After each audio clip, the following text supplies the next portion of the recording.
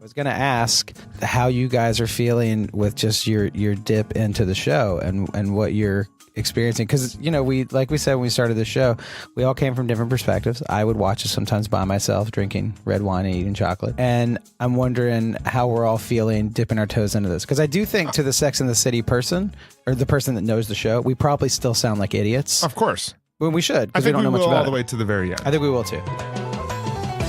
You're now listening to The Bradshaw Boys, a podcast where three relatively grown men binge the iconic HBO series Sex and the City. So dust off those DVDs and grab yourself a white wine or even a Cosmopolitan and settle in. Take it away, boys. All right. Welcome to the Bradshaw Boys.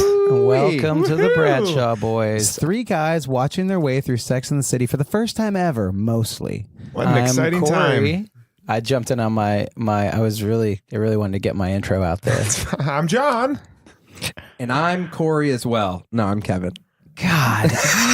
I was confused for a second I as was to who too. you actually were. You know who else was? The listener. It's bad enough that we all look kind of alike in regular life. It is. Regular life being non-podcast life. If anyone's listening, it will be weird that at some point we'll be the Terry Grosses and you'll like look us up and be like, that's not what I thought he looked like. Or are any of our voices similar enough that it'll be like, oh, I always get confused when those two talk. It's possible. I'm not sure. That's a good question. That is a good question. I do think we all look very different, though. We do look different. I think I just meant that we're all like men with facial hair. I think if you were playing a game of Guess Who and all three of us were on the board, you'd have to ask very different questions to get us all down. Facial hair is maybe the only thing that... And I'm rocking a mustache right now. So I have different facial hair than you two beard boys over there. That's true. That is true. But yeah, that's true. I'm usually a beard boy, though. You are. I was wondering if when we started this podcast, I had a mustache, but I don't think I did. I had one over the summer, and then I think you had one. Maybe I did. Isn't Movember over now? You don't follow it though specifically because of the anti-charity thing. You want to do it against helping people. That's why. I actually shaved. Yeah, I raise money for it, but I don't give it to the charity. Well, you take the money to the charity and then you burn it in front of the children that are sick or however, whatever. I forgot what charity it's for. You burn it with a mustache, like snidely. While I'm trimming it. Well, you trim the mustache. And it's always the alopecia charities that you're going to. Always. I do have alopecia. I have androgenic alopecia. I'm so sorry. That's terrible. Do you know what androgenic alopecia is? Balding? Yeah. It's just a scientific term for it. So. No, I know what it is. I've heard you whine about it before. I also have that, but I take hair loss medicine every single morning to get that back. Really? Yeah, my brother writes me a prescription for finasteride. It's awesome. You just take a little finasteride, little quarter of a blue pill. You have like a 2.7% chance for a limp noodle, and pray that doesn't happen. Your hair grows back. It's fantastic. See, I do love ramen.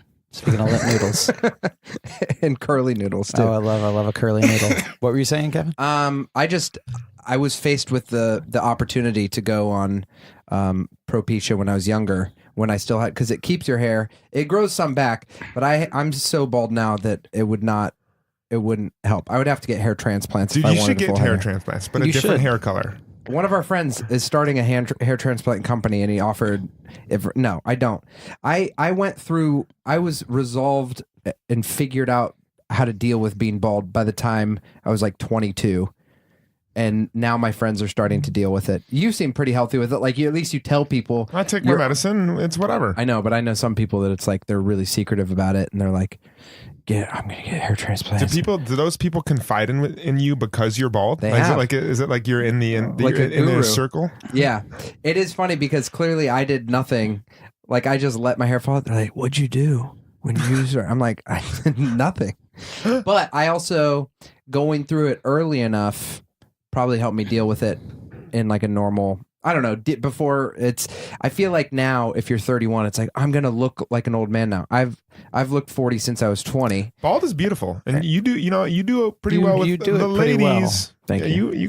You pull off the look pretty good. There's some people where you're I do have a few friends that they're going to look weird when they're bald. You should just go get your hair transplants. Like, Yeah. we're living in an era where you can do that and not be I didn't realize that guy. I didn't realize you could do it. And actually, a tie-in to Sex and the City is one of the famous hair transplant people who doesn't claim he did it is Jay Piven. Didn't Jeremy Piven get plugs? And he was on Sex and the City also. I don't know that he was in Sex and the City, but I believe he is. I think he's one of those like actors that I think maybe I'm wrong. I thought he's. I mean, hey, we'll find out on this journey. But I'm pretty sure he's in some episode somewhere. Should I look up and see if Piven was there? do they tackle? Piven was do they in it. tackle baldness in Sex and the City? You think? They Do have you think to. one of them? Does any of them date a bald dude? I'm not And sure if any of the women go bald. does Miranda lose her hair like Kevin? I don't know. There could be a disease thing. I'm not sure. Not to take a dark turn, but I'm sure that some of them date. I'm sure that some of them date bald men. We'll find out. I mean, Stanford Blatch. He's losing the hair. a baldy. He is. He's on his way. I think I do think the majority of how to deal with being bald is owning it rather than hiding it. That's And- kind of like true about life. That's kind of true Like, about that's life. like I know. Any Speaking of curly noodles, if you're, I don't know if there's anyone that's just like, yeah, dude, I'm impotent. It's freaking awesome. I don't know if anyone's owning my impotence. wiener looks like a pigtail, but it's great. It's great. Listen, it's like a duck's penis. Don't ducks have curly penises? I don't know, but if you're out there, listener, just rock it, just own Hey, it. listen, and if you're a duck that's listening right now and you have a curly penis, tweet us. Quack quack. Quack, quack.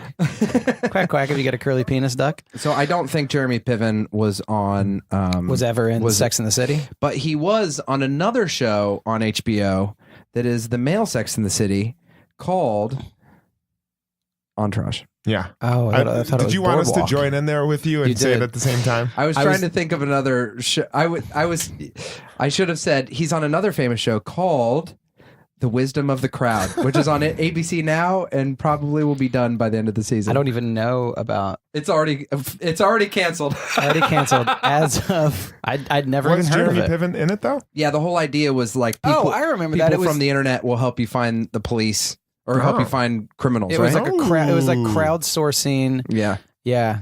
I think So- it got pulled. Last week we watched Bay of Married Pigs. Which was episode 3. Yeah. Do you have any trivia on Any that, trivia Kevin? on that The only one? trivia I have from that is that Bay of Married Pigs is based on the Bay of Pigs that happened in the 60s. Was that when we The had Bay of Pigs invasion. the Bay of? Is that when? That was in the Kennedy administration. Is that the Cuban Missile Crisis? Are those different things? No, the Cuban Missile Crisis, I believe, was the Cuban Missile Crisis. The Bay of Pigs invasion was an invasion into. I don't know enough about history to actually tell you what it was. I just know they're two different things. But Isn't it when the CIA went into Cuba to take out the party there and it was a disaster? I think it We got was like exposed? a coup or like It's we when tried they to went- it's when they install went to installing go- a puppet government, right? Yeah, it's when they went to go take down the guy who he just died. What was his name? Castro? Castro. Yeah, yeah. And they uncovered it.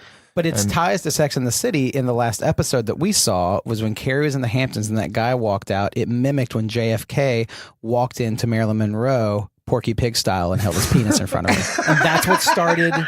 That was it. their relationship. Castro was pissed. He heard about that. Yes, Castro was pissed. He heard about that, and then and this is in the Oliver Stone film when JFK was killed, the grassy knoll shooter has his dong hanging out as well, and he's the one that blew up JFK's head. Which also there's a really good, this is none of our jokes, but there's an Onion article that came out a couple weeks ago when they were going to re-release the JFK files, and it was like new JFK files reveal that JFK's head would have exploded anyway had no assassination taken place. It's written way better and way funnier than that because it's the Onion, but I like it's so that. funny. How amazing if he would have just been walking and give a speech and was like, "My fellow American." Oh His my head gosh, just exploded. That's so funny, Just death. man. Oh, JFK, JFK blown away. What else do I have to say? Billy Joel, great That's it. song. Billy Joel or Elton John? Pointing to John. Pass. I feel like, oh god, it's my heart. My heart wants to say Billy Joel, but I feel like Elton John's the right answer. You got to go John. My heart goes Elton John, You got to go. and I think it's the right answer. I'm It going is to the go right with Elton answer. John. You got to You go what? Elton John. Yeah, John's back in. You got to John's go back Elton in. John. I just wanted to hear what other people had. It's the same way I order food. I'm a copycat order. I don't want to think for myself. Would you say you're a honky cat order? Yes. That's an Elton John reference.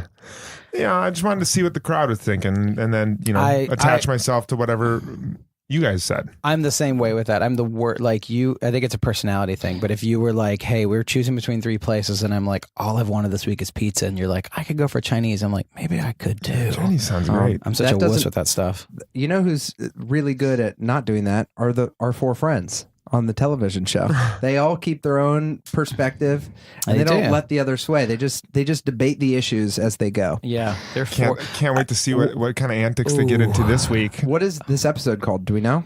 This episode is called Valley. I think it's Valley of the 20-something guys. And we do have something really exciting to share. We no longer need an HBO Go password to watch it. We've been trying to figure out how to watch this show. We've been and I know that I don't have my own HBO Go password. I use my old roommate's parents' password. Perfect.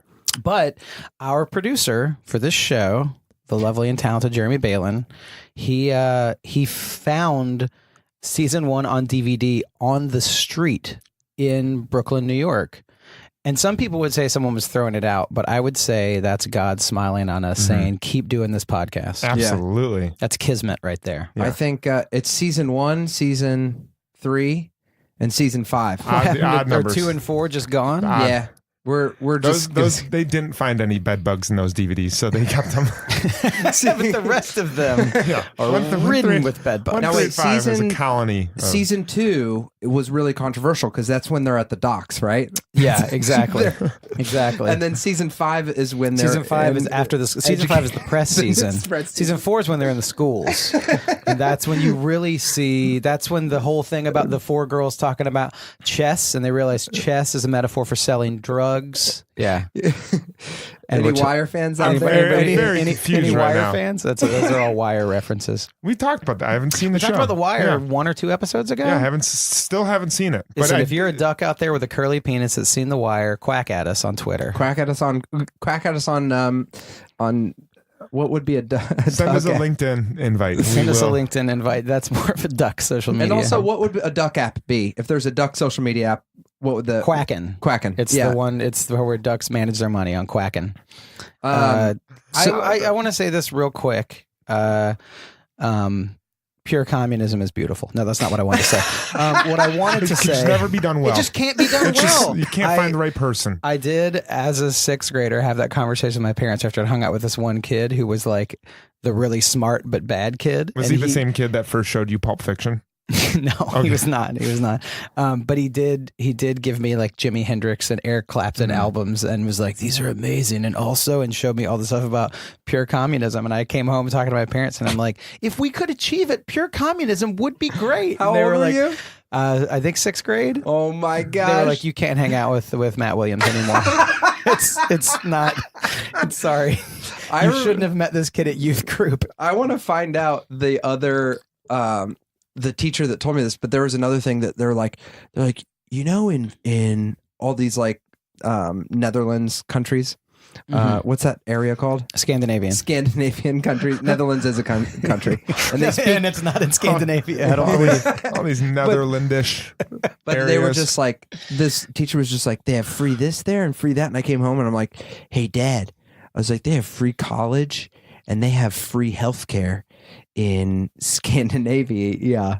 And my dad was just like, yeah, they also pay all of their money is in taxes. I don't want to hear about it again. So we have some very, our dads had some intense. That's like such a thing of it's like your mind opening up as a child while you're being driven home and fed by someone else. And you're like, you know what's really great? All these things I don't have to experience or work for. No, what I was going to say, and I know we need to get to the episode, but I was going to ask how you guys are feeling with just your dip into the show and what you're experiencing, because like we said when we started the show, we all came from different perspectives. I would watch it sometimes by myself, drinking red wine and eating chocolate, but it was like a show that I love to watch about New York, and I'm wondering how we're all feeling dipping our toes into this, because I do think to the Sex and the City person, or the person that knows the show, we probably still sound like idiots. Of course. Well, we should, because we don't know much about all the way to the very end. I think we will too. I'm a little bummed because I actually, since we're doing this, I have decided not to watch it at all outside of watching it here. Yeah, me too. And there have been 3 or 4 times where I was sitting on my couch and nothing would be nicer than a little rendezvous with the ladies, and can't have that. Yeah, I So- agree. Yeah, it's an anti-binge thing that we're doing. Yeah, it makes it certainly fun to watch, and it's when you restrain yourself. What is that? When you restrain yourself, and that makes it more fun. Delayed gratification. It's awesome. Yeah. Because I was like, same thing. I was like, all I want to do right now. I started watching Casual on Hulu, and I was like, I mean, all I want to do is watch Sex and the City. Yeah. So, and Well, now, let's do now that. we actually get to Let's do that right now. Let's do that. Valley of 20-something guys. Valley of 20-something guys. Directed so far. All of these have been directed by women. Every single episode so far. Look at Allison that. McLean, fantastic. director. Allison McLean. Let's see what she has. Let's see what she Thank you, can offer up. Allison. We'll see you Hashtag soon. thank you, Allison. Awesome. See ya.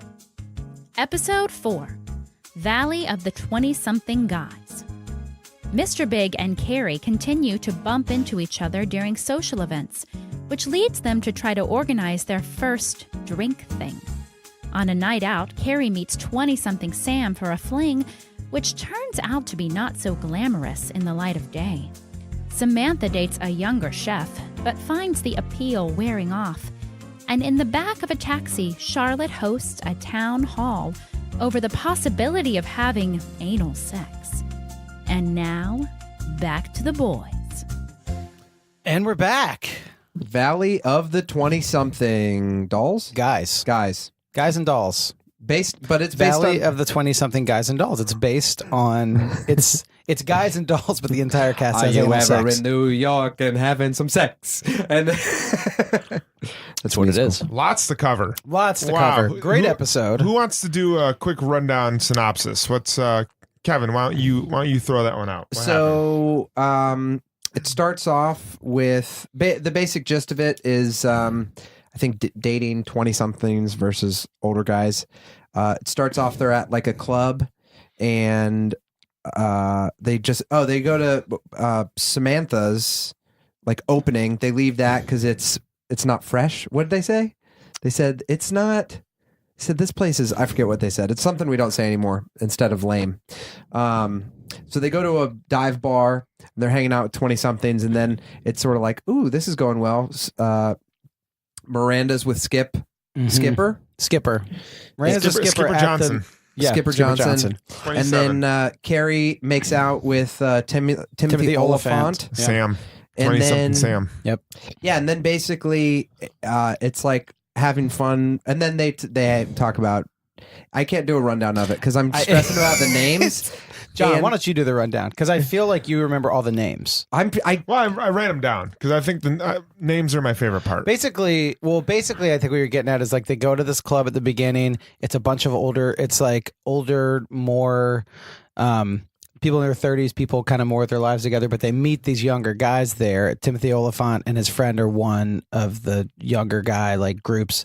Samantha and them are flirting with the guys. And Carrie's supposed to meet Mr. Big at that club. He shows up super late, and she's like, "Men in their 40s, you never know what's going on with them. But men in their 20s They're are like like so crossword puzzles. simple. They're yeah. Wait, she said men in their 40s are like crossword puzzles. She said that there's the difference between men in their 40s and men in their 20s. 40s are tricky, complicated, and compares them to crossword puzzles. But men in their 20s have great butts. She did say that. And then they go downtown to this hot 20s club. She sees all the kind of like dudes in their 20s there, and then they all the different types. We have the groovy guy, Oh, and that guy had such a groovy Kangol So hat. the So corporate guy, the underage the jock, guy, and the of jock. course the underage. The underage jock guy. just looks like a stand-in for LL Cool J. yeah. And then A lot of cool 20 guys. a lot of cool guys in their 20s. And then yeah. they end up sleeping with a couple 20s guys throughout the episode. Throughout the episode. And then Carrie and Big keep bumping into each other around town. That's like Carrie's story, and she's like wondering what's going on with Big while she's making out with Timothy Oliphant, who has the In Banana Republic changing rooms. yeah, we'll get to that. This isn't the Gap. Yeah, this is apparently before they all owned each other because they're all one Yeah, company same now. parent company. And then, Duh. but then the episode, the B story of the episode is Charlotte is dating this great new guy who has everything together. He's very rich and he wants to do it up the butt. And he tells her, and there's a great scene that we'll get to about them discussing her maybe taking a backdoor route. Yeah. And then the episode ends with Charlotte having her backdoor conversation. Went well. It went well. Boy, and then I just want to get to the end of the and then at the end they get rid of their 20-something guys, and Carrie has her like re-meeting with Mr. Big. Yeah. And then they kind of get back on the like on again, off again, flirting, what's going to happen kind of thing. So it's just like a whole thing of them dating 20-something guys, comparing them to older guys, and Charlotte might have butt sex. That's the whole episode. And Carrie helps Big with a crossword puzzle. Oh, hinge. she does help him. Yeah, that's right. A couple things about that. She was pretty far away to read that and solve that so quickly. She has good vision, and she's good at crosswords. But also, Big was out with some friends, and I'm not judging the guy, but if you're out with like friends at brunch, do you think like sitting there doing a crossword puzzle is really an appropriate thing to be doing? I mean, probably not, but also Big, the guy he was with, when Carrie met Big in this episode for them to have a date, the guy that he was with at the end had crashed their earlier date and seen some hot woman, was like, I'm going to ask her. So like maybe Big just wasn't into this lunch and was like, I'm just going to play crossword through it because this dude's just talking to women. And I can out there. understand Sudoku, but crosswords, that's something over you the do. line. That's something you do by yourself. That is something you do on a plane. Is the Sunday crossword a big deal? The Will Short's New York Times Sunday crossword. Is it a big deal? Is it a big deal? The one that Will Shortz wrote? I would say so, Kevin. I would say so. So I think it would be a good brunch thing to just like, you're just sitting there, they're all hanging out. Will Short's crossword puzzle club. Maybe they're in it. Is that the guy, Will Short? I believe his name is Will Shortz. I don't know. SHORTZ. Oh. Yeah, Will Shortz. So he's the New York Times crossword dude, I think. So it starts. I don't know. Correct me if I'm wrong, because I've never done the crossword, but I know it's a big deal, and there's probably some major fans. But Monday it's easy, and then by the end of the week it gets harder and harder. The crossword? Yes. Yeah. I don't know. I will say this. I've never finished a single crossword in my life. Really? My grandmother was a big crosswords woman, and she also said some crosswords in her day. No, but she loved crosswords, but I've never finished one in my life. You know the I've never done crossword a New York puzzle Times one too. They're supposed to be super hard. Is the one in People magazine. Sometimes my like mom and aunt will have People magazine laying around. Yeah. Those ones are like a third grade level. They're really great. Yeah, the New York So if Times you're one's looking- like a big If you're looking, deal. Corey, if you're looking to finish a crossword, Yeah, I would check out People magazine's crossword. I'll get into that one. Yeah, usually pretty It solid. seems like if USA Today has one, it doesn't feel like it would be hard either. Yeah, USA Today seems like the highlights magazine of newspapers. exactly. It really does. No offense to anyone that works there, but I had savagely destroyed your job. Do they have a cool colors. Ooh. I loved Highlights magazine. I did too. That when you have to look at the picture and find Yeah. the comb in the bonfire and all that stuff. It's a great was it, thing to picture read farm? at the dentist. Yeah. All right, let's get down to the episode. All right, let's get down. We got a lot to cover. I think the main. Sorry, go ahead. I would say, first of all, I've never been as nervous in my life as when you said to recap the episode. And I was like, did I watch the episode? I don't remember anything. Hey, maybe you should take some better notes next time Yeah. instead of just writing the word anal on your paper and nothing else. That is written huge And underlined. Yeah.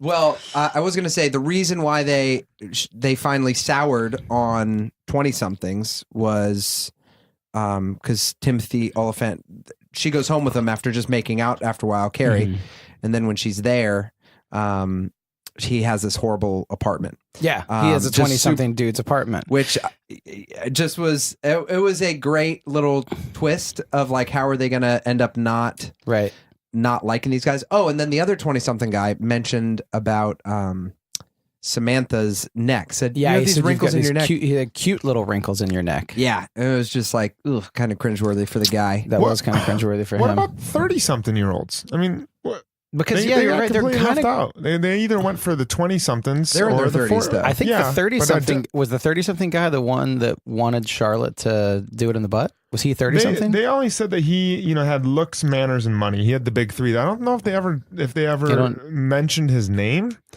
I feel like that's within their wheelhouse enough that it's like, that's our age. But is that, are they suggesting that women in their 30s, their only options are to go younger or older? Or older? Would they be willing to date someone their own age? How old's Big?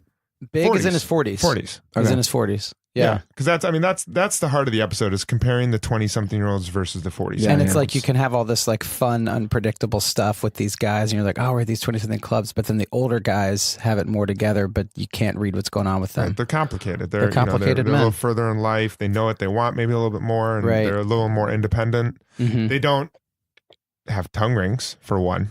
The tongue ring thing was an interesting thing that shows how the show's aged, because I remember like now anyone that has a tongue ring, well, now it even feels like it's maybe like not like a sex thing, but it's like more. It's more like a juggalo thing. It's more someone that does devil sticks on their foot. Do you know anyone that still has a tongue ring? No. I know a few people that have. I know a girl that has a belly button ring currently because it has like grown into her skin and she cannot get it out, and she's like tried, but I don't know anyone. No, I had a couple friends in high school, a couple guys that had tongue rings, and it was like a cool thing back then, the same way Oliphant had one in this one, but now it's like a dude with a tongue ring. Yeah. I think one of us should get a tongue ring. I think that we should make a list of things that we should do based on the show, and we need to dole them out. We need to do an episode where we like do dares and like we roll dice and stuff, and then like what you end up with, you got to do. Like someone needs to learn how to play the intro song on the on the marimba. Yeah. Someone else gets a tongue ring, and it's like, oh, I'm stuck getting anal from from one of my friends. I'm getting anal from a 20-something chef. Yeah. The Timothy Oliphant is Love that guy. I mean, big fan of his in Deadwood, and even better in Justified. But he was always super over serious to me in Deadwood. Sometimes I was like, you need to like laugh or something. He was super funny in this episode. Yeah. Although I will say, when there was a turn when she woke up with him, and it was like, I realized in the light of day, I'm in this 20-something guy's apartment, which I thought when she was asleep, when they were going to sleep, the bottle of hot sauce was a great touch. That was amazing. There was hot sauce on his bedside table, but it took a little too much of like a cartoony turn for when he was doing the dream. When he was doing the dream, he completely changed. He was just like, I had these big hands, and like he got stupider than he'd ever been in that episode, and that was the point. Sure. But it didn't seem earned. I didn't buy it. And then his roommate was literally a Geico caveman. Yeah, like it got a little too. It was pretty broad. I feel like it was a little broad. I liked it, but that was maybe just because I was like, I've never thought Timothy Oliphant could be funny, and I was like, it's also a funny little detail that instead of, it's like the room is dirty, and I don't know where the logic is that it's like 20-somethings are always talking about their weird dreams, but that did seem to make sense that he's like just saying this, he has nothing to talk about, so he's like, isn't this crazy? And that actually, I might be reacting to a personal thing, because today I told someone about a super weird dream I had last night, and you were offended. You were just like, hey, you could still. Hey, listen, I'm not in my 20s anymore, and I talk about weird dreams, Darren Star. I had aluminum hands in my dream too. Hey, come on. I also have hot sauce on my bedside table. I liked his bathroom. I mean, like, did they go to All the 3 of graffiti. Cups to film I know. that? Like, 3 of Cups, 1st Avenue and 5th Street in East Village looked like the club. It did look like 3 of Cups did kind of look like the club. Yeah. That's true. But Yeah. it definitely looked like, his bathroom at home was definitely like, I would have loved to know the neighborhood, because at the end she goes shopping on Madison Avenue or on the Upper East Side, and then walks past Big on the Upper East Side. And I would have loved to know where she hooked up with him and where his apartment was. like, If it was the East Village. we know where that apartment is nowadays. It's like Yeah. Bushwick, Bed-Stuy, like totally. that communal massive loft space where you can have a bathroom. That's like that. It's deep. true. It's like if you saw that when you're 25, you'd be like, "This is the fucking coolest apartment ever." Yeah. Right. And then at a certain point, you wake up and you're just like, "Yeah, I can't. Right. I can't climb upstairs to my bed." Exactly. Yeah. Which I did for 2 years. I had a loft bed, and I was like, "Why would you have your bed on the ground? I have a desk underneath my bed. Why?" Like. And then I remember hooking up with the girl, and it was like, because it was on those big stilts. Yeah. And I think I hit my head multiple times. Oh yeah. Yeah. That was just But something. then you got to go down the next morning and journal about it underneath At your my bed, desk. and that made it all worth it, right? At the end of the Sit at day, your desk and You can sit at the desk, That's beautiful. burn a candle. I wanted to talk about 2 scenes. Mhm. One, I felt like was very enjoyable when it's all the guys on the basketball court, and it's it's a thing that I think we really need to savor now, because this is a bit of a spoiler alert, but I think we know it. Yeah, I don't know if that trope sticks around for the whole series, but these so straight to camera interviews, and it was great. The 20-something guys, and it's where we met our favorite character, Capote Duncan. Yeah. We met him in one of those straight to camera things. I love that they're at the basketball courts on West 4th Street, great. by the way. It's so fantastic. It's so iconic of New York. I do need to insert a personal story. You know how, for those of you who aren't familiar with those basketball courts, they have handball courts there. And it's usually like, there's a certain type of people that are playing handball at those courts. They're like, a little intimidating to the average person. Pretty intense. They're just like really into handball, and that's it. My dad was a handball. He was like the Michigan State champion. Really? And so my dad's, in his 70s now, and he just like walks out there, and he's like, "What are you guys doing? Playing handball?" And he like picked up their ball. He's like, "What size? What regulation size is this?" And I thought those guys were gonna just like, I thought they were gonna beat the shit out of him. Oh no! And they what the fuck? just loved it. They just talked about handball and showed them their handballs and their techniques. It was fantastic. I didn't realize handball was something that happened outside of those courts in New York. Like, I don't know much about handball. YMCA, man. Really? Oh yeah. And the cut off finger glove with the pad on the palm, like that's. Yeah, except people, I know they play it in racquetball courts without rackets. You play it in there, like YMCA's or things like that. It's a cool sport, because it's like, I've never played it, but it is like, all you need is it's great for like a city, but when you're watching it, you're like, how do I even learn how to play that? It is an intimidating looking sport, because it's just people freaking nailing balls with their bare hand up against the wall, and very loud. Yeah, and the people. Did your dad play with him? No, but he had his cell phone holster attached to his belt, and his blue Costco shirt was tucked into his khaki pants. But he had a good conversation with him. What regulation size were they using? Everyone's dying to know. I don't. We need to look it up. I don't remember. I thought it was. Was one of the guys Jake Lewis from our episode today? What was Jake Lewis's job? He's a bass player and dog walker. Bass player / dog walker. Also, Jake Lewis was wearing ski goggles around his neck and a backwards Kangnall hat. And classic bass player move. Bass player dog walker. If you're making gear. a living in New York walking dogs and playing bass, like that's and decent that if you're making a living walking dogs and playing bass, we know that you're. Should I wait on that? That's there's a fire going. We know that if you're making a living walking dogs and playing bass, I'm just going to start over. We know that when you're making a living doing that, walking dogs and playing bass, you're just making a living walking dogs. You're not making any money playing bass. Even the Flea from Red Hot Chili Peppers doesn't get paid. A lot of people don't know that. No bass players. It's all pro bono work. Wait, what? Except for kidding. Except for Geddy Lee. Geddy Lee, but he gets paid as a lead singer, not as a bass player. He gets paid for his high voice. Yeah, but to get back to those tropes of the interviews with the guys, like they just make. I get what they're trying to do. They're trying to say, like, here's an average sample of some 20-something-year-olds, and let's support our thought on what 20-something-year-olds believe by interviewing these 20-something-year-olds. Yeah. And man, if I were a 20-something-year-old watching the show, I would be a little bit put off by that. It's a little simplifying. If they get rid of these, it'll be good, because they kind of write pretty good, like, 2-dimensional but 3-dimensional characters. It's like, all right, these are pretty normal. You run into these people, but they're not complete parodies of themselves. It's like smarter than that. And then they have these parts where it's like, just like, parodies. I'm a fucking, like the one guy that is like, what do you like about 40-year-olds? He's like, they give great head. Yeah. And then he like shoots for a jump shot. I think that was Tim Walker who said that one. Tim Walker. What was Tim Walker's job? Was he? He's the only one I didn't write down. I think he was the finance guy. He was that's Rich Stein. Data analyst. Rich Stein. Okay.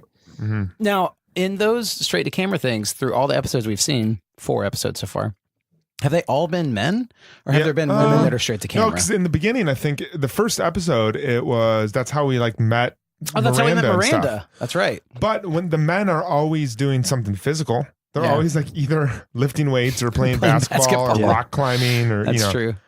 And what did Skipper say? They're too complicated. No, he said he likes him. Oh, think- okay. yeah. And then he missed his jump shot like a loser. Yeah. One of my favorite things though, I think Skipper was supposed to miss his jump shot, but one thing Yeah. that I loved was you could tell that none of those actors knew how to play basketball at all. And you could tell that they got to the audition, it was like special skills, basketball, and none of them knew how to play They were all horrible at basketball. Can you dribble? Yeah, I dribble a lot. Yeah, absolutely. Oh, dude, one time, other personal story for me. One time I went on an audition because I grew up skateboarding and it was like one of my first loves. I skated so much in high school and middle school and even college, and had a half pipe in my backyard growing up, but I was never very good at skating.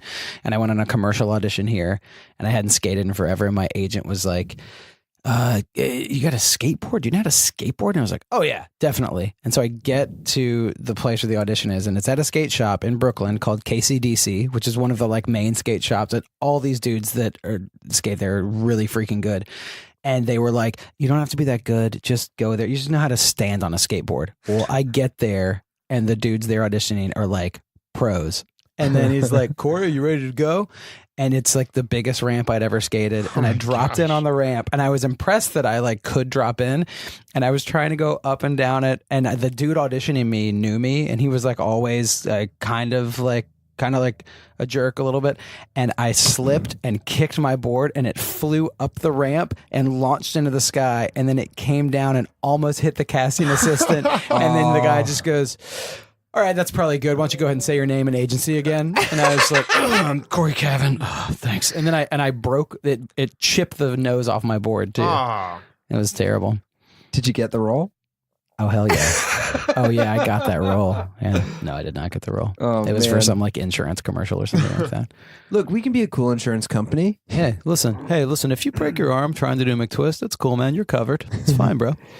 But okay, I know I'm kind of leading the charge on these scenes, but the other one I really want to get to, because I think it's the same one I'm thinking of. Anal. Fantastic scene. Fantastic scene. Yeah. The cab scene. Yeah. I think it did a really, really great job showing the differences between the main four women. I think that's really true. And just one scene, it was, if someone were to say to me, what are the differences between all these four Sex and the City characters? And I was trying to show an alien to understand it in a very brief amount of time.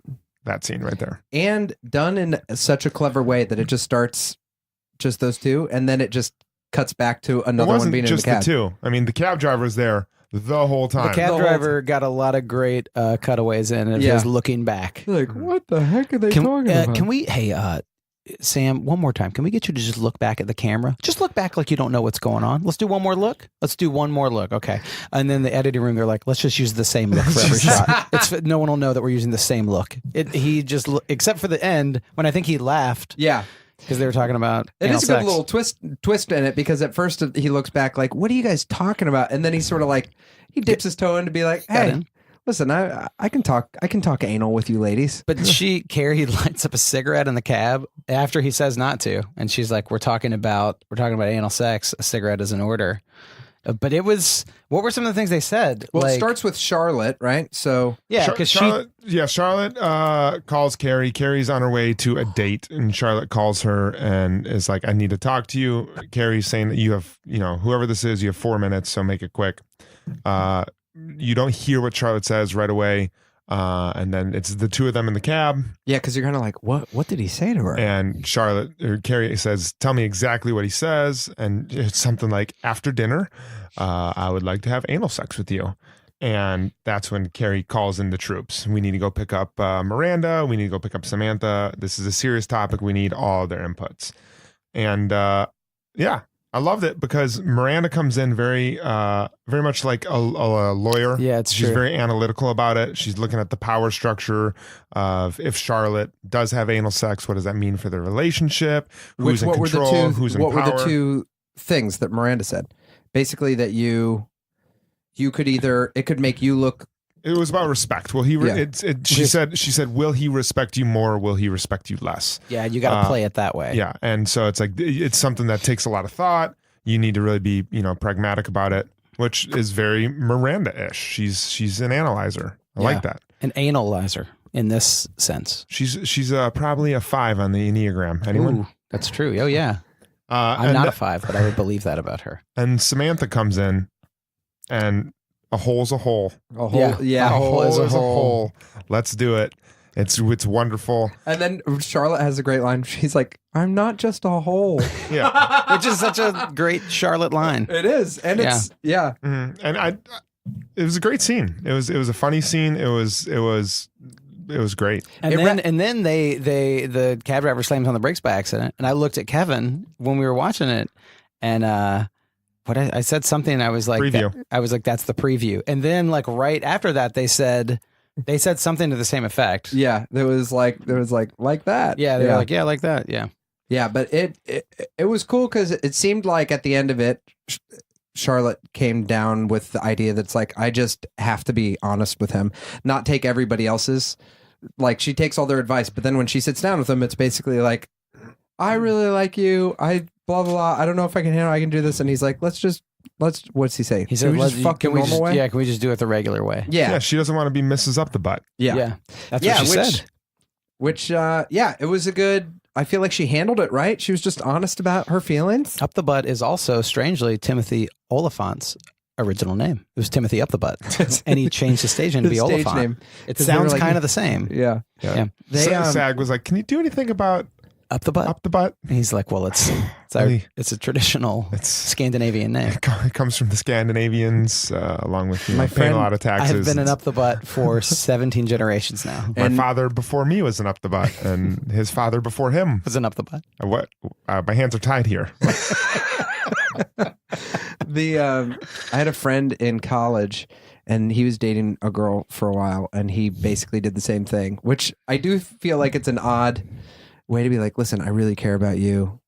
It's time we like move forward and have anal sex. But that's basically how he presented it to her. He's like, can we do this? And they'd been together for like 3 years, and she's like, I'm sorry, I can't. And he's like, all right, really? And she's like, yeah. My mom says you have to save something for marriage. Oh man, that seems like something a priest would say. You got to save Yeah. something for marriage. Save that. There was an interesting conversation because I think you're right. It showed the four women's perspectives, but it made me also think about women I know, and I feel like it would be like 3-1. There's no way I'm going to do that. Interesting. But I hang out with a lot of prudes. I'm What just was kidding. like? So Charlotte. Well, like if you had to break down every single character, Charlotte was like the innocent one who needed They even guidance. say it. They say it in it. They're like, she wishes that they say it in the episode, but it's basically like she wishes that dating was like it used to be. Basically, I wish I She's just had- traditional. She Yeah. had sex on 300 count sheets that night. Yes. Which was in the Charlotte way. Which, come on, only 300 count? We're living in a 700 count. Yeah, but it's Egyptian thread, so I still think you need to go above 5. You got to go 7 Egyptian. What are we, paupers here? Come on. And so Charlotte's the the innocent one who's questioning the act. Miranda is the analytical one who's Right. exploring both sides of Analytical. it, and Samantha is just the hedon, just do whatever Hold the feels whole- good. yeah. Yeah. And what was Carrie's position? Was Carrie just kind of running the table? Yeah, Or so she, I I, thought like the about host of that the for a little show? bit, and I think Carrie is the one who's kind of unifying all those positions. She's the one who's wrangling them all and bringing them all together. possibly a 9 on the Enneagram. If Maybe you're a- talking about that. Maybe a 9. what is it not? What is a 5 that we said earlier? This is a person, if you know what Myers-Briggs is, an Enneagram would kind of be a way of judging personalities. And So you that said is what- Miranda was a he said Miranda's a 5. Which is I a love what? that we're getting into an Enneagram conversation about Sex on the City. 5 is the thinker, is the someone who's gonna analyze The something, thinker. truly understand something before and you they said do it. 9. 9 is for, the top of the Enneagram, and 9 is like the peacemaker. And 9 basically kind of holds a lot of things together. So Okay. 9 can kind of say like 9 could hold a lot of personalities together, but also kind of run the table a little Okay. bit. You know what we need to do? We need to do answer an Enneagram quiz as every As single one of the everyone- Sex and the City Oh my characters. That'd God. be great. We'll do that. That would be we should definitely do that. amazing. It would be We so should do that, fun. and we'll post the results. That'd yeah, be amazing. let's do that. I think that's sort of Carrie's job. She's a writer, so her job is to be like, I have to find all these perspectives and get them out there. Yeah. And she's also even throughout all the episodes, she's she's sort of tested things a different way. She had sex with Timothy Oliphant in this episode, and she was like, "Oh, we're just gonna kiss," and then she sort of won a big. So I feel like in a good way, she sort of holds court with everybody and is like, figuring which is important. out. Which is usually important because if there's someone like that's analytical like Miranda, I'm sure she could probably go off and be in her own head and isolate herself a lot. You need carries in this world. You need someone who's just going to bring the troops together and and circle the wagons. That's true. Here's also, this could just be a writing thing, but it is interesting that it's like Charlotte starts the conversation with her, and then you add in the other two voices that are going to be sort of like the devil and the angel. That's true. Yeah. I don't like that Charlotte gets to pick and she gets to be very shallow. I think her innocence allows her to have these kind of nasty qualities about her. Like she only likes the guy because he has the big three, because he's got manners, he's got looks, and he's got money. But then when it's like when the guy wants something like anal sex, she makes up in her mind that that's a bad thing. Like she plays the moral high ground against him. Does that make sense? I know what you're saying. I feel like that makes me. What else are manners for except to ask for anal sex? Yeah, test for anal sex. He did ask very politely, so he does have manners. And then he laid down on it. He was like, "We don't have to do that. We do it the regular way." It does kind of make Charlotte though. She seems like the least round character to me out of everyone so far. Maybe because her qualities she's defined by her like holding back and defined by like how not upper class, but like how kind of type A, right? She's just like, she's kind of type A, and she wants things very nice and neat and clean. She's more puritanical than anyone in the show. Yeah. And I feel like that so far for me, I don't know, it feels like it's giving her less of a character to grab onto. Like that other episode where she went China shopping with the guy and was like, she decided she couldn't marry him because they want different China patterns. Like that sums her up, but I feel like it gives her a little less personality. She's very vanilla by definition, and I think that it's I would say grabbing onto it as much. In real life, those people that are that type of personality get on my nerves more than most personalities. Like maybe the party pooper, or just like, I don't know. It seems like she seems to be bending more people towards her will, at least in her dating relationships. She's not bending in any dating relationship. She did not bend in this one. Not at all. Like she's the character that has changed the most in my watching this assessment. Before watching this, I was like, I hate Miranda. What I know about her, she's annoying. I like Samantha the most because she's carefree and fun. I don't really care about Carrie and Charlotte. And now I'm not a big Charlotte guy. I'm not either. I think I like Miranda. I love Miranda. In this episode, even with the way that she was kind of giving Skipper like too much crap when he was like, I couldn't get the martinis, and I love that she just like dumped on his rum and coke, which rum and coke I do think is a very 20-something person drink. But rum and cokes recently, I was like, man, sometimes I just want a freaking rum and coke, just like Coca-Cola with sweet alcohol poured into it. Man, what an unsophisticated and great drink. Can I throw you guys a little personal story from last week? Sure. Absolutely. But I want to get back on Miranda after that. But throw it at us. So I was at the Public Theater seeing a play.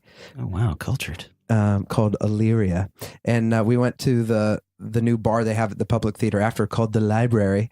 And my one friend who was in the play, he got a table and we were at the bar. And I was like, oh, my thing's already up at the bar, my card. And he's like, oh, will you just put a Cote de Rhone on my get that for me? And I was like, sure. So my friend Harlan was there, and to Harlan, he was closer to the bar, so I was like, Harlan, get me a whatever red wine, whatever the house red wine is, and a Cote de Rhone for my buddy John. And he's like, okay. And then he comes back and he hands me a red wine, and then he's like, this is for John. I was like, what is this? He's like, it's a Coke and rum. And I was like, no, Cote de Rhone. He's like, what's Cote de Rhone? And I was like, it's another red wine. He's like, why didn't you say two red wines? And then we tried it. And because I don't think I've had a rum and Coke ever. It was, no one at the table finished it. You didn't like it? It was horrific. You got to be in the right mood. But I wonder if there was way too much rum in there. And then he's like, what? I was wondering why you said Coke and rum. It's rum and Coke. That's really true. funny. back to Miranda. Back to Miranda. Thanks for the story. I did like that story. But back to Miranda. Well, and that story is So he funny said- because that seems like a 20-something guy move. It was what a wacky little misunderstanding. What we a had. wacky, and it's funny because whenever I ask for a red wine, I call it a Rhone de Cote. So I could see the confusion. And any red wine, I don't care if it's a Malbec, a Sangiovese, I'm like, give me a Rhone de Cote. Rhone de Cote. Rhone de Cote, please. That's what I call them. It's like my fun little thing. But Miranda, Yeah, I really, really like her. yeah, she's kind of like, I don't necessarily like how she's treating Skipper right now. Yeah, Like, she's I being kind of a mean, jerk to him. But I like her way of thinking. There you go. Yeah, she's been. I knew the least about her before. I think I'm most physically attracted to Charlotte. So just whenever I Interesting. would see posters and stuff, I'd always be like, "Woo!" But yeah, she'd be a person I'd go on a few dates with and be like, "Yeah, this isn't going to work out with Yeah. Charlotte so far." Yeah. And then Wait, you would say you would if you and Charlotte dated, you wouldn't get along with Charlotte, you're saying? yeah, or she probably wouldn't like me after like an hour. She would yeah, true. She would hear the creaking of your lofted bed. She would see the hot sauce on your bedside table. She would just be like, "How old is this pizza?" And I was like, "Like a week old. It's That's good." still good. It's Still It's good. fine. Yeah, I think Miranda's been the big surprise, and Carrie. I really like Carrie. I do too. I like Carrie as well. I like her, but Miranda's just been. I feel like Miranda's someone that I would think I wouldn't like, and it's because I feel, which is maybe not a good assessment of myself in my real life, but there are times where I'm like, oh, I don't know if I have that much structure, and like I'm bad at time management sometimes and stuff. And then I see someone like that, and I'm like, you know, she kind of like puts upon herself sometimes a little much. Like she seems like she's a little high strung, but she's such an enjoyable character to watch. Yeah, she's the super funny. friend who like she's a friend of a friend, and you're like, not really, don't really want to hang out. But then you hang out, you have a really good time, Yeah. and then you reach out to her like 3 months later with a legal question, and she'd probably like take the time to explain it for you. You know what it would be? And you're like, She'd take the she's time really to great. explain it, and then 3 emails in, one of you would make a joke, and she'd respond with like a really funny GIF or something. Yeah. I'd be like, Miranda is great. Yeah, Smart, we but love- great like, sense of humor. And then and like the- you go out and get a couple drinks one night together, and you're like, dude, Miranda's the freaking best. And then yeah, you bring her a rum and coke, and she's like, "Get the fuck She's out like, of I here!" said a Rhone de Cote, you bastard. Yeah. Yeah, Yeah. Two things that I liked. One, well, we have to talk about. I liked the last line of the episode, which I thought was very good. But also, we have to bring back. what was the last line? the last line? It wasn't Carrie's abso-fucking-lutely. No, it No. wasn't. Oh, So that was gosh. the one thing is that he says, Perfect. "Are you sure you want to leave?" Is that what he says? Yeah, it was when he invited his friend to the dinner. Right. And Yeah. the dinner thing, the drink thing. Yeah. Are you sure? And she Absolutely. says, And her AFL, when she said that, Yeah. it wasn't what? AFL, absolutely. "Oh, Her AFL to It's him. just easier than saying A. It's just Yeah. easier than Yeah, saying it is. that. Yeah. You're right. Her Yeah, A. Her A. No, but her. Are we getting off on that? I guess No, now no. that And then I'll- absolutely. yeah, yeah. When she went that way, I don't feel like it was like it wasn't like a middle finger to him. It was more of her being like, I'm gonna politely excuse myself and kind of have the upper hand a little bit. But she Yeah. was kind of like, you know what, you have fun, you have your guys' night.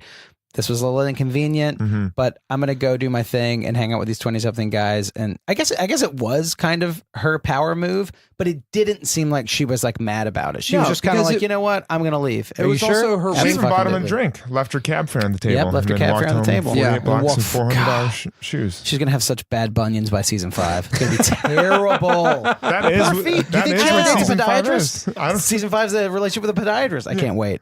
Can't wait till she has that surgery where they shave the bones off your feet. Oh god. oh gosh, That's what they do for I bunion know, surgery. it's They always shave it. It's always in the back of the free papers. Yes. Yeah, it's like that and like Varicose sketchy veins varicose and- yeah. veins, that like dark blotches and fruit chemical peels on your face and Yeah. stuff. Oh man. I think it was her wink to being like, remember that fun cab ride we had? Yeah. So it was her way of being forceful and flirtatious, which Right. are the two F's that you need. If you're gonna turn someone down and try and get it, you got to be forceful, you got to be flirtatious, Yep. and you have to be fun. Yeah. 3 F's with Kevin. But then her last line, which is because she ends the whole time with Mr. Big, he kind of has the upper hand with her. Of like, he doesn't come to the thing, and then he's like, I'm leaving, and then he brings his friend, and then she leaves. She has the upper hand. And this is how she you could, solves this crossword. Yeah. solves a crossword, and she walks, and it's such a great line because she looks back, and they have a good flirtatious moment when she looks back and he sees her, and then she says, "Would have been so much cooler if I wouldn't have looked back," or "Would have been so cool if I wouldn't have looked back." Yeah. And that is such the It's true. epitome of liking someone. It's like you want to look at them.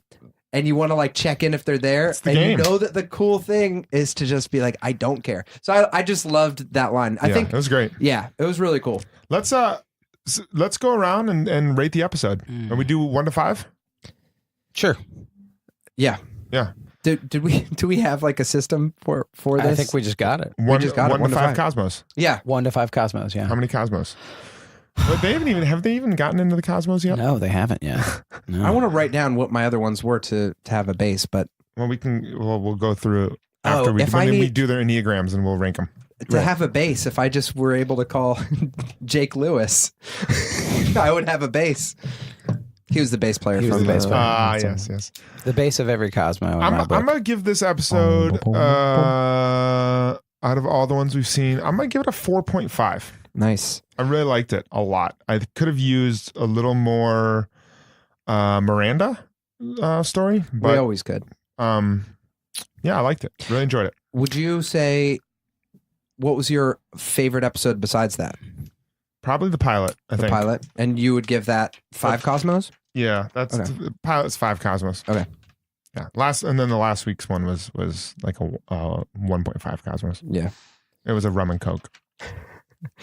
Cory, do you have a? Yeah, I would give this one a 4 Cosmos. I gotta say, like, I think I was really put off by the Timothy Oliphant cartoon turn, which I call it, where he woke up and was like, "Whoa, bro, my hands are made of aluminum." Like I thought that, and that kind of, yeah, and that took it out for me. But as we talk about it more, I think a lot of great things happen in this one, and I think it hits something that I like about the show, and I've been kind of fascinated about it, is that it's dealing with these single women in their 30s, dating older men, dating younger men. Like this one really hit this thing where they're like, we're all professional women that don't need to get married, don't need men, but they're exploring like their power dynamics and relationship dynamics. And even with Carrie, like looking back at the end, exploring, you know, her being like, oh, I wish I could like win this, but I really like this guy. So I feel like they were pretty vulnerable. So I would say I think this was the only 4 episode Cosmos. without clear sexual assault in it. Also, That's actually true. There was not. There was no videotaping people. There was exposing no people. hanging the dong. There was none of that. Yeah, Good old fashioned tongue rings and good old fashioned tongue rings, crosswords, and caveman roommates. yeah, and asking someone If they if can they would anal like to sex. have anal sex with you. yeah. not a slipping week, it in like there. a week before you're planning on doing it too. That's really getting Yeah, a lot of Yeah. planning. Laying some groundwork. yeah. Yeah. Well, trying to lay some groundwork. Eat well this week. Have your fiber. So yeah, I would say 4 Cosmos for me. Good Nice. episode. I would say that this is my favorite, maybe next to the pilot, but I think this is probably maybe my favorite for all those same reasons. One of my favorite parts is it had maybe the first real vulnerable moment with Samantha that I thought was cool. Oh yeah. When the person says like her wrinkles on her neck and she actually is like, thinks about it and is like, that was a messed up thing to say. And it says she doesn't have sex with a 20-year-old again. I like that. We'll see if that's true. Yeah, might not be, but I really liked that, and then I loved that this fits right in with the narrative, but it was like its own contained episode. I didn't expect the continuing storyline because I mean you're watching this and there's callbacks to like abso-fucking-lutely and the storylines are following, but it's still isolated episodes. I really liked it, and I thought the scene in the cab was one of the best so far. So I give it 4.5 Cosmos. Cosmo Brothers. Whoa. That's a total of 13 Cosmos. That's pretty good. That's pretty good. We would That's a be lot of Cosmos. hammered. Yeah, we would be hammered. What we have to do is we have to find the episode that we like the most, and whatever those total Cosmos are, we have to consume those. Yeah. That amount of Cosmos. That's perfect. So Awesome. right now, this would be, if this is our top rated episode, we would have to have 13 Cosmos at each. the end of the season. Each. Yeah, each. We will die. Well, I think that's a wrap. Yeah, That's a anyone wrap. else- Anything else? Listen, great one. Yeah. Great episode. Nice work. If anyone's got any thoughts, get in touch with us about it. Let us know what you think of the cab ride and any thoughts you have on Mr. Big or anal sex. Run your own Enneagram test and let us know what you think. We'll the definitely do ladies that on an episode or on a special thing. We'll definitely do I, that. So. I would love to do that. All right, guys, we'll see you for episode 5 next week. Dun dun dun dun dun dun. Bradshaw dun, boys, dun, dun, out. dun, dun, dun. The Bradshaw Boys stars Cory Cavin, Jon Sieber, and Kevin James Doyle. The show is produced by Jeremy L. Balon. For more information on the guys, check out their website at bradshawboys.com, on social media at The Bradshaw Boys, and if you see them in the street, tip your glass. Thanks for listening.